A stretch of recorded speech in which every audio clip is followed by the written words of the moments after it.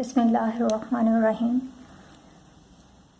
Class 10 का physics का model paper है। Question number 7। पास a body starting from rest acquires a velocity of 10 meter per second in 5 seconds. Calculate the acceleration. और second चीज़ हमें मालूम करनी है the distance covered by the body in 5 second. Data इसका बनाते हैं। 0 से स्टार्ट कर रही है, इसलिए इनिशियल वेलोसिटी हमारे पास होगी 0 और फाइनल वेलोसिटी आ जाएगी 10 meter per second square.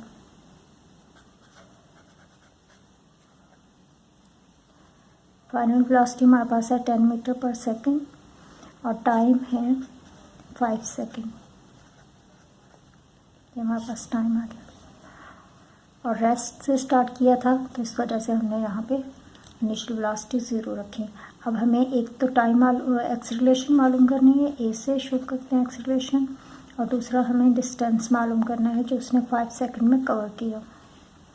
Formula है हमारे पास एक्सेलरेशन के लिए, a is equal to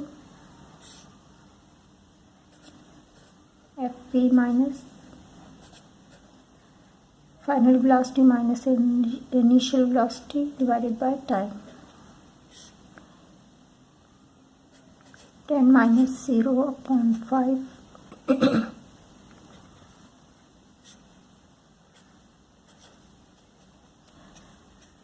cancel हो जाएगा तो हमारे पास आएगा 2। एक्सेलरेशन हमारे पास आ रही है 2 metre per second square.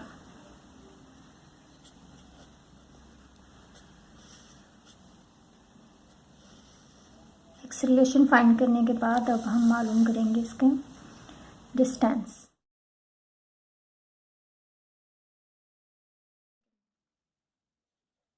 Formula हमारे पास S is equal to initial velocity multiply by time plus 1/2 a acceleration और टी स्क्वायर टाइम का स्क्वायर। इनिशियल वेलोसिटी 0 है, टाइम हमारे पास 5 सेकंड है, प्लस 1/2 ए हमारे पास 2 मीटर पर सेकंड स्क्वायर आ रहा है, टाइम हमारे पास 5 है और इसका स्क्वायर। आप ये तो 0 हो जाएगा, इसको भी कैंसिल कर देते हैं और 5 से 25, यहाँ पर हमारे पास आ जाएगा 25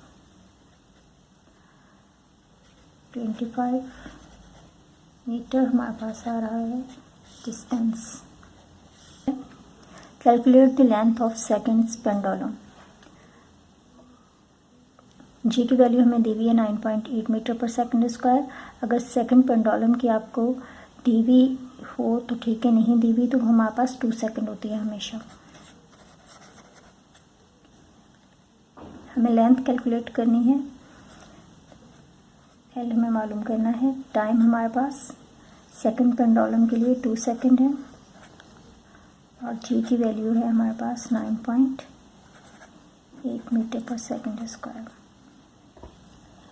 फॉर्मूला हम इसके लिए यूज़ करेंगे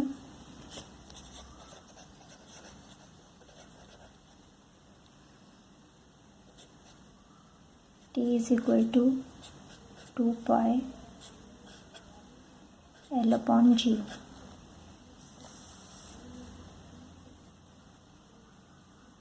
टी की वैल्यू हमारे पास 2 है, एल हमें मालूम करना है और जी की वैल्यू है 9.8।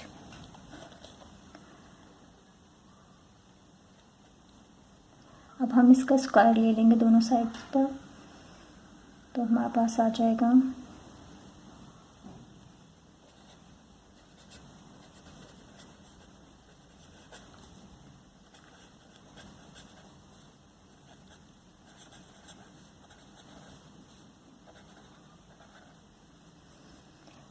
स्क्वायरिंग इसलिए करेंगे कि हमें रूट ख़त्म करना है यहाँ से।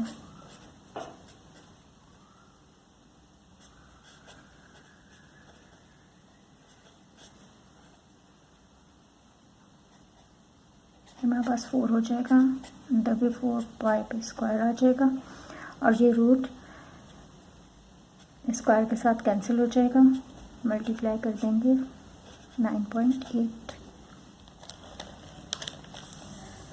अब हमें एल की वैल्यू चाहिए, तो एन को हम इस साइड पर ले आते हैं। यहाँ पे डिवाइड हो रहा है, इस साइड पर आएगा तो मल्टीप्लाई हो जाएगा, 9.8 मल्टीप्लाई होगा 4 के साथ।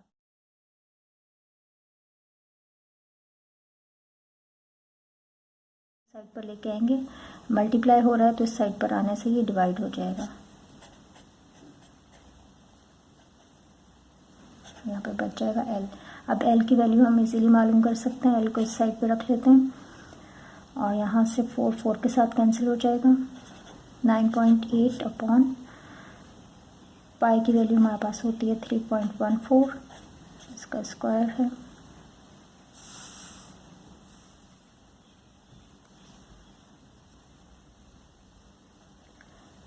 नाइन 9.8 और इसका स्क्वायर करेंगे तो हमारे पास आएगी वैल्यू 9.85। डिवाइड करने से हमारे पास आ जाएगा 0.99। आप चाहें तो ऐसे भी लिख लें और इसको 1 के इक्वल भी लिख सकते हैं, दोनों ही सेम। हमारे पास लेंथ इसकी आ रही है 0.994 मीटर। क्वेश्चन नंबर 9 है, the potential difference applied to the terminal of a portable radio is 9.0 volts. Find the resistance of the radio if a current of 25 milliampere is following through it.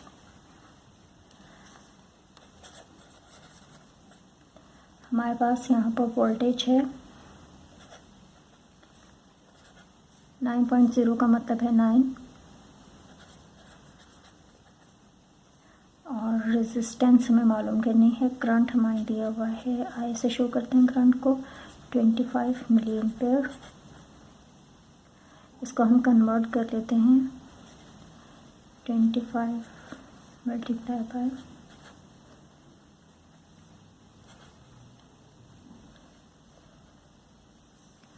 और हमें resistance मालूम करनी है। Formula है हमारे पास V is equal to I R. R हमें मालूम करना है तो आर को इस साइड पे ले आते हैं, तो V अपॉन आई हमारे पास हो जाएगा। वैल्यूज़ पुट करेंगे, V है हमारे पास 9 और 25 मल्टीप्लाई बाय 10 पावर -3।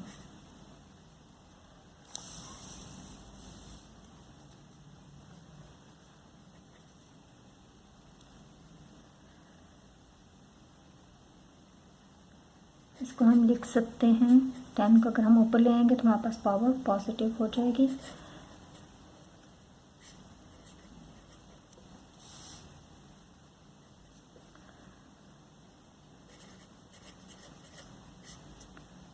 टेन की पावर 3 का मतलब से 30 हमारे पास 9 के साथ आ जाएंगे। 25 के साथ डिवाइड करेंगे, डिवाइड करने से हमें मिलेगा 360।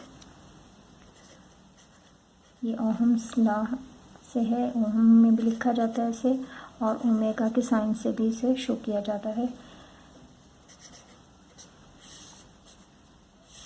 ये हमारे पास इसका आंसर है। रेजिस्टेंस हमारे पास आ रही है 360 ओमेगा। क्वेश्चन नंबर 10 है, how much work is done to display horizontally a body 400 centimetre by force of 200 newton whose angle with the horizontal is 30 degree. Angle हमें दिया हुआ है 30 डिग्री का, फोर्स हमारे पास है 200 न्यूटन और डिस्टेंस है हमारे पास 400 सेंटीमीटर और हमें वर्क मालूम करना है। इसमें से डेटा इसका लिखते हैं। डिस्टेंस है हमारे पास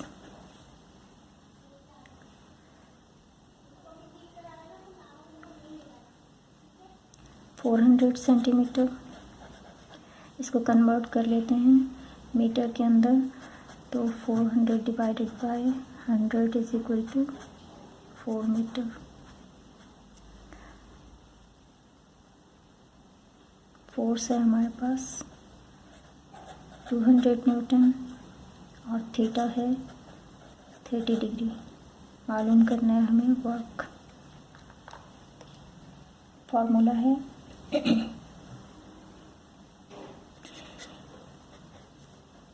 W is equal to Fs cos theta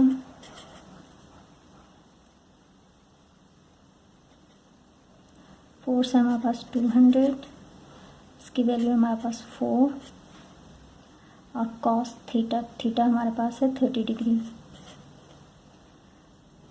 cos theta की वैल्यू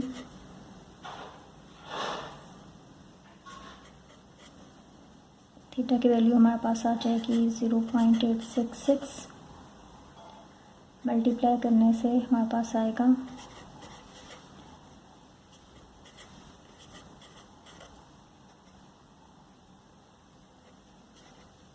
692.8 न्यूटन मीटर। ये हमारे पास वर्क आ रहा है। वर्क को हम जूल से भी रिप्रेजेंट करते हैं, दोनों ही ठीक हैं। क्वेश्चन नंबर 11 है 0.5 kg of copper needs 1905 joule of heat to raise its temperature through 10 degree centigrade capacity of the sample. इसके अंदर हमें मालूम करनी है हीट कैपेसिटी। डेटा लिखते हैं।